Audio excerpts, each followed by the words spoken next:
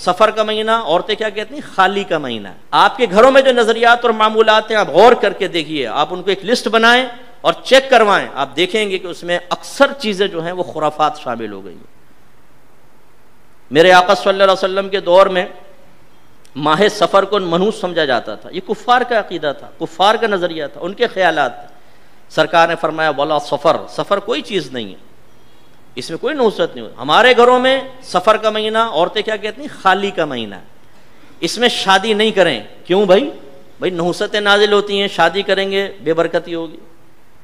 اتنا ان کے سمجھ میں نہیں آتا کہ سفر کے منحوس مہینے میں تو آپ نے شادی نہیں کی، تو اس کا مطلب ہے 11 مہینے تو بابرکت تھے نا، ان 11 مہینوں میں جو شادیاں ہو رہی ہیں ان کی کون سی برکات ظاہر ہو رہی ہے یہ بتائیے۔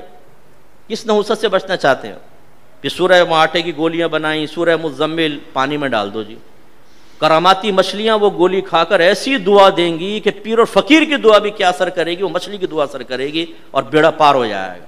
کہاں سے ثابت ہے بھائی جان یہ چیزیں؟ لگے پڑے ہیں، بس لگے پڑے ہیں، سننے کے لیے تیار نہیں۔ تو اس لیے خدارا اپنے عقیدے کو خالص کریں، اپنے معمولات کو خالص کریں، خراب قسم کے نظریات نکال دیں اپنے گھر سے۔ اور یہ کیسے ہوگا؟ جب آپ سیکھیں گے۔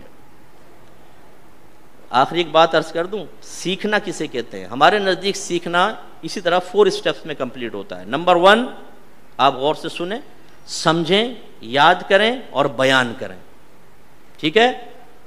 اس کے ساتھ ساتھ ایک اضافہ اور کر لیجئے، ایک ہوتا ہے علم اور ایک ہے معرفت۔ علم کا مطلب ہوتا ہے آپ سطحی قسم کی جزیات، مطلب سطحی قسم کا اجمالی کوئی معلومات حاصل کر لیں، اس کو علم کہتے ہیں۔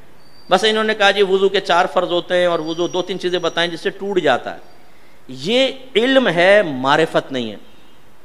معرفت کا مطلب ہوتا ہے کہ اے سے لے کر زیڈ تک مکمل چیز کو حاصل کریں، مکمل جزیات کا علم جب حاصل ہوتا ہے اس کو کہتے ہیں معرفت۔